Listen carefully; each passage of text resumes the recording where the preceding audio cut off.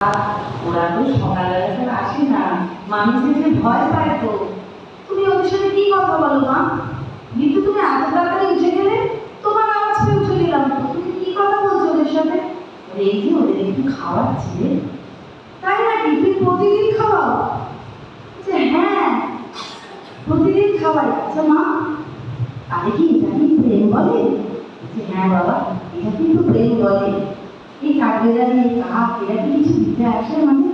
তা নয়, এটা খাওয়ালে আমার খুব আনন্দ হয়। আমি ওদের খাওয়াই। তাই তোমার আনন্দ হয়, তাহলে আমি কালকে থেকে খাওয়াবো।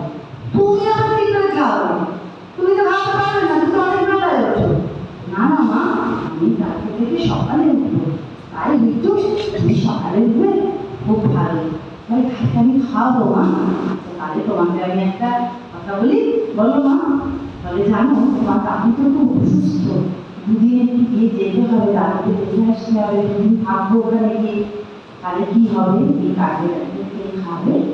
আমি খাবো মা, আমি ঠিক খাবো। তুমি খাবে? হ্যাঁ মা, আমি ঠিক সকালবেলা উঠে দেখে ওদের খাওয়াবো।